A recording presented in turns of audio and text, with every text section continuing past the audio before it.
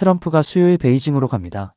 같은 날 미국에서는 연준 의장 교체 이슈가 불거지고 크립토 역사상 가장 중요한 법안 가운데 하나의 투표도 예정돼 있습니다. 48시간입니다.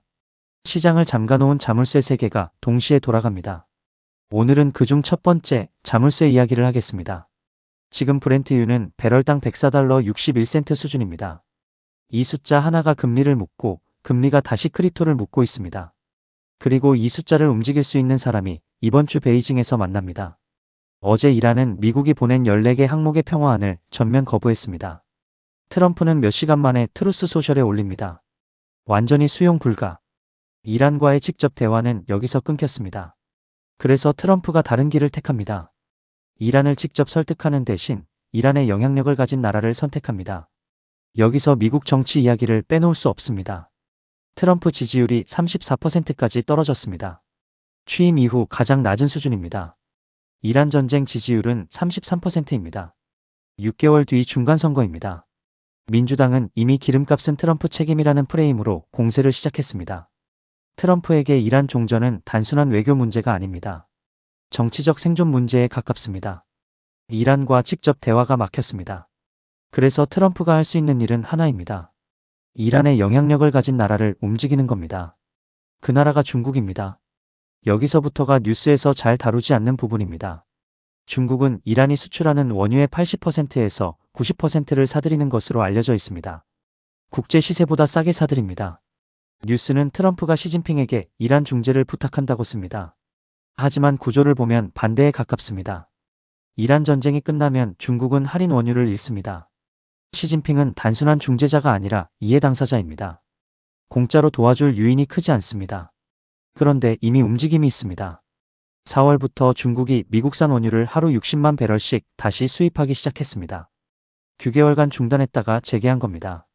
더 중요한 신호가 있습니다. 정상회담 직전에 중국 규제 당국이 이란산 원유를 사는 자국 정유소 5곳에 대한 은행 대출을 끊었습니다. 시진핑이 카드를 내려놓기 시작한 신호로 읽힙니다. 트럼프가 제안할 수 있는 딜의 윤곽이 보입니다. 이란산 원유를 끊어라. 대신 미국산 원유와 LNG를 살 수 있게 해주겠다. 동시에 농산물, 보잉 항공기, 에너지를 묶은 패키지 딜을 시도 중이라는 뉴스도 나왔습니다.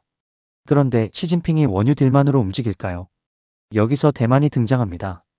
작년 12월 미국은 대만에 역대 최대 규모인 110억 달러 무기를 판매했습니다. 중국은 대만을 핵심 이익 중의 핵심이라고 부릅니다. 시진핑이 트럼프에게 이란 협조를 하려면 대만에서 뭔가를 받아야 한다고 볼 수 있습니다. 워싱턴이 베이징에게 대만에 대한 영향권을 묵인하는 것처럼 보이는 게 이 회담에서 나올 수 있는 가장 위험한 결과라는 뉴스도 있습니다. 냉정하게 보면 이번 회담의 본질은 이겁니다. 트럼프는 기름값을 내려야 중간 선거를 살릴 수 있습니다. 시진핑은 대만 문제에서 한 발짝이라도 미국이 물러서길 원합니다. 둘 다 절실합니다. 그래서 딜이 나올 가능성이 거론되는 겁니다. 자, 이제 왜 이 이야기를 하는지 연결하겠습니다. 유가가 높으면 인플레이션이 올라갑니다.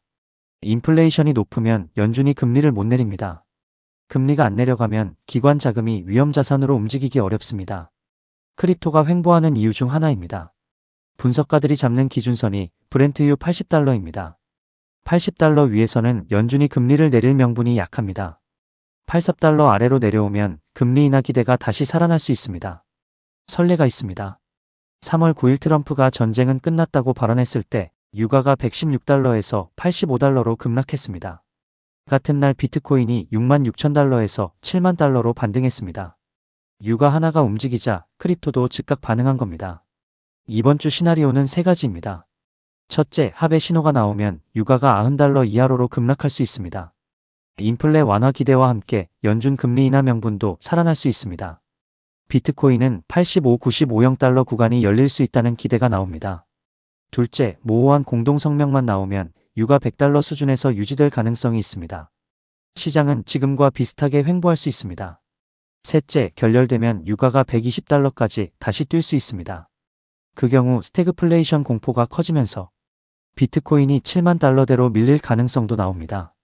참고로 바클레이즈는 호르무즈가 정상화되면 올해 브렌트유 연평균 85달러를 전망하고 있습니다.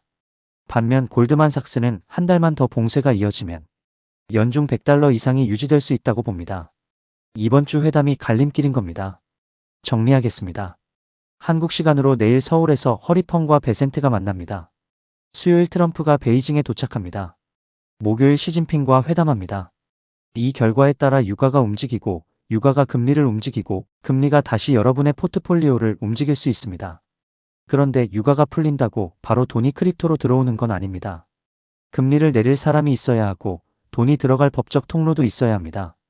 같은 48시간 안에 연준 의장 교체 이슈가 불거지고 크립토 규제법 투표도 열립니다. 이 두 번째, 세 번째 자물쇠는 다음 영상에서 풀겠습니다. 알림 설정해 두시면 바로 보실 수 있습니다. 구독하시면 중요한 소식을 놓치지 않습니다. 좋아요로 응원해 주시면 영상 제작에 큰 힘이 됩니다. 시청해 주셔서 감사합니다. 이 영상은 정보 제공 목적이며 특정 자산의 매수 매도를 권유하지 않습니다. 모든 투자 판단과 그에 따른 책임은 본인에게 있습니다.